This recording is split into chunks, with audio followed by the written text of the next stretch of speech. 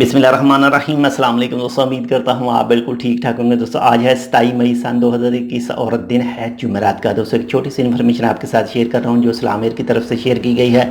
और SalamAir की तरफ से कहा गया है जो भी उनके मुअज़्ज़ज़ मेहमान हैं, अगर उन्होंने टिकट करवाई हुई है, वो चाहे डोमेस्टिक हो वो चाहे इंटरनेशनल हो, तो उनका जो भी डिपार्चर टाइम होगा फ़्लाइट का, उस फ्लाइट टाइम से 4 घंटे, कम से कम 4 घंटे उनको पहले एयरपोर्ट के ऊपर पहुंचना है, ताकि उनका जो भी प्रोसेस हो चेकिंग वगैरह का वो मुकम्मल हो सके आराम से, बाद में कोई मुश्किलात का सामना ना करना पड़े।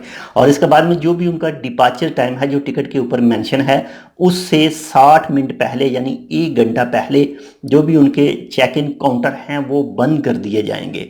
यानी जो भी उनका डिपार्चर टाइम है उससे 60 मिनट पहले।